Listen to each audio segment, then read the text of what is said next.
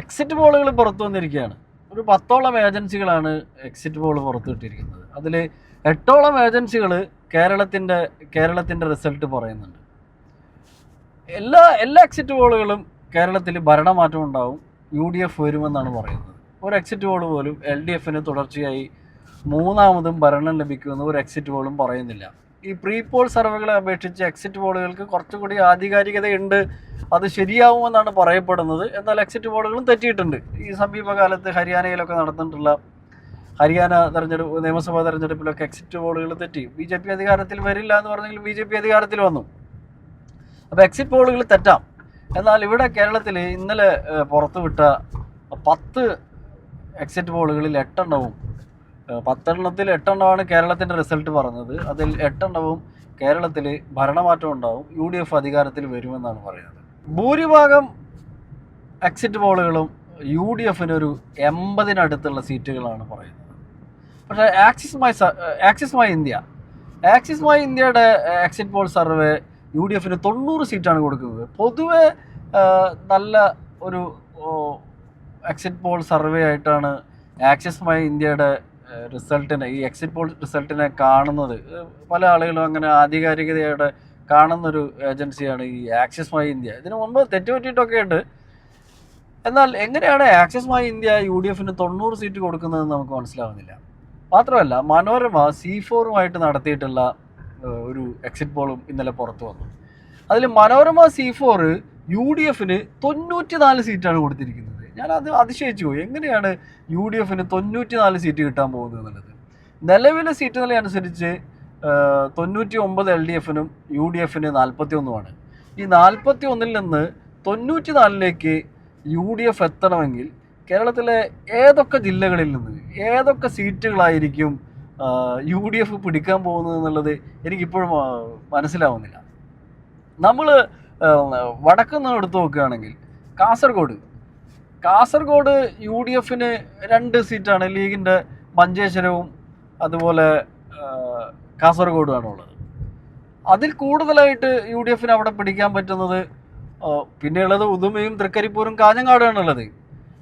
ഈ 94 സീറ്റിലേക്ക് എത്തണമെങ്കിൽ UDF അവിടെ കൂടുതൽ സീറ്റ് പിടിക്കണം.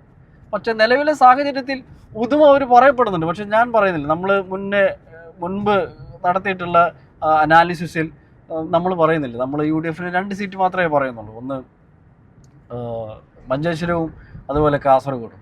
അപ്പോൾ അവിടെ വലിയ സീറ്റ് വർധന UDFന് ഉണ്ടാവുന്നില്ല. കാസർഗോഡ് വിട്ട് കണ്ണൂരിലേക്ക് വരികയാണെങ്കിൽ കണ്ണൂർ ഇരിക്കൂരും ഉണ്ട്, പേരാവൂരും ഉണ്ട്. അത് വിട്ട് UDFന് പിടിക്കാൻ കഴിയുക കണ്ണൂർ പിടിക്കാൻ പറ്റുമായിരിക്കും. കടന്നപ്പള്ളി രാമേന്ദ്രനെ തോൽപ്പിക്കാൻ കഴിയുമായിരിക്കും.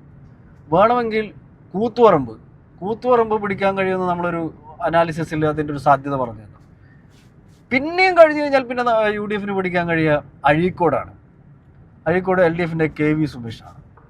അതിലപ്പുറത്തേക്ക് ഏത് സീറ്റാണ് UDFന് കണ്ണൂരിൽ നിന്ന് പിടിക്കാൻ കഴിയുക? ഇവർക്ക് സാധ്യതയുള്ള UDFന് സാധ്യതയുള്ള ഒരു ജില്ല എന്ന് പറയുന്നത് കോഴിക്കോടാണ്. അതായത് 10-ൽ കൂടുതൽ സീറ്റുകളുള്ള ജില്ലയിൽ UDFന് LDFന് മറികടക്കാൻ കഴിയുന്ന ഒരു ജില്ല നിലവിൽ കോഴിക്കോട് ജില്ലയാണ്. കോഴിക്കോട് ജില്ലയിലാണ് UDF മുന്നേറ്റം ഉണ്ടാകാൻ പോകുന്നത്. അപ്പോൾ നിലവിൽ അവിടെ വടകരയിൽ നിന്ന് KK രമയും അതുപോലെ കോഴിക്കോട് സൗത്തിൽ നിന്ന് ജയിച്ച MK മുനീർ, ഈ 2 സീറ്റ് മാത്രമാണുള്ളത്. 20 വർഷമായിട്ട് കോഴിക്കോട് നിന്ന് ഒരു MLA പോലും ഇല്ല.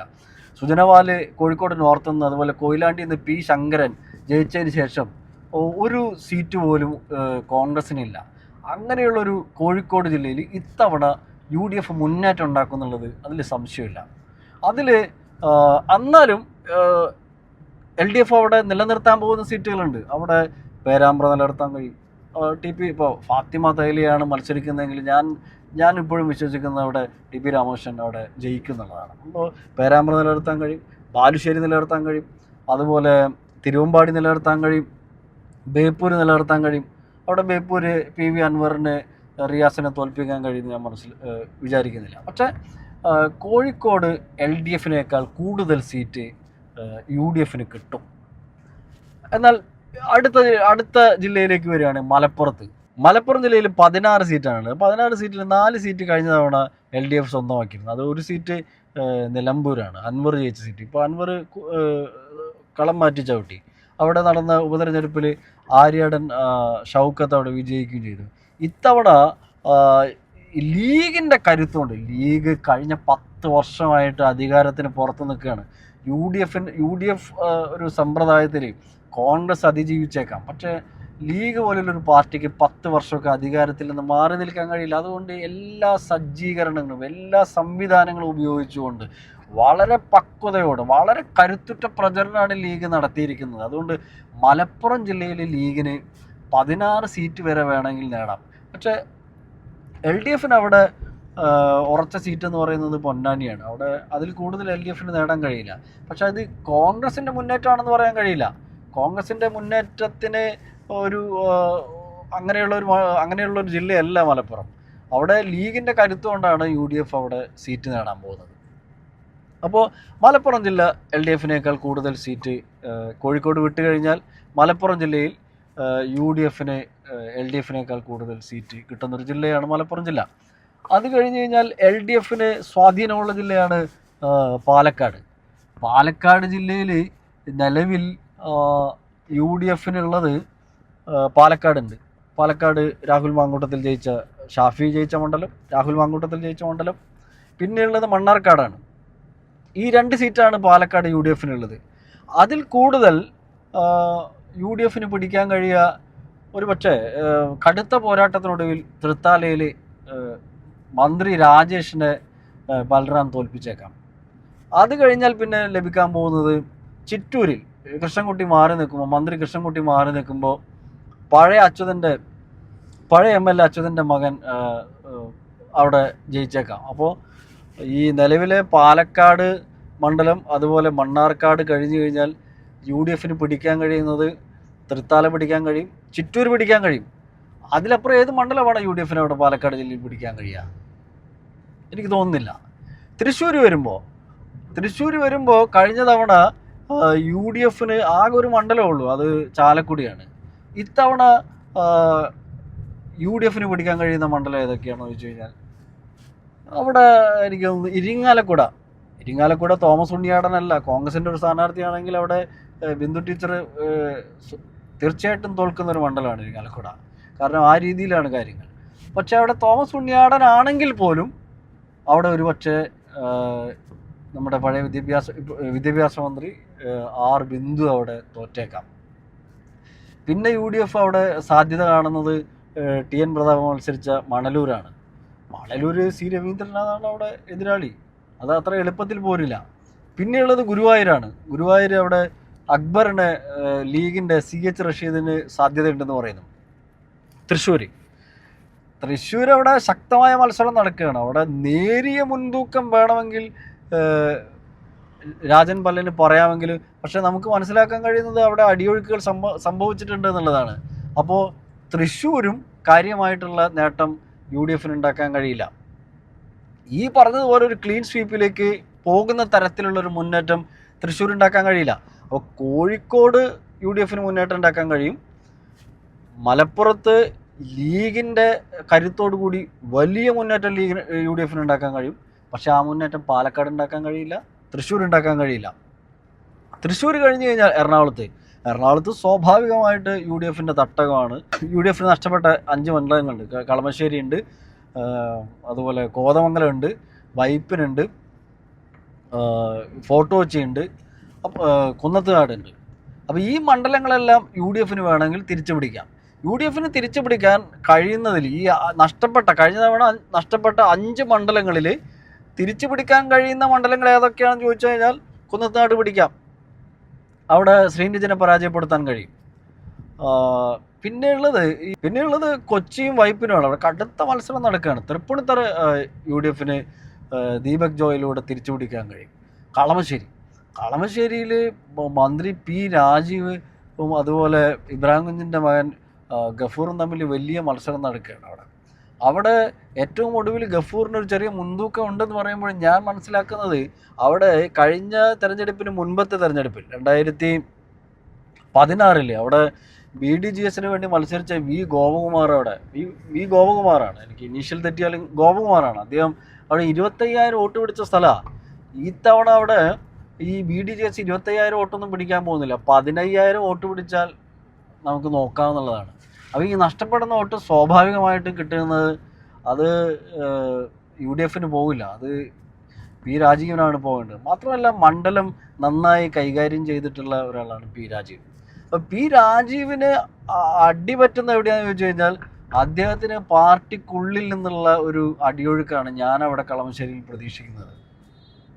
കാരണം ഈ LDFന് ഭരണം നഷ്ടപ്പെട്ടാൽ തന്നെ പ്രതിപക്ഷ നേതാവാൻ സാധ്യതയുള്ള ഒരാളാണ് P. രാജീവ്.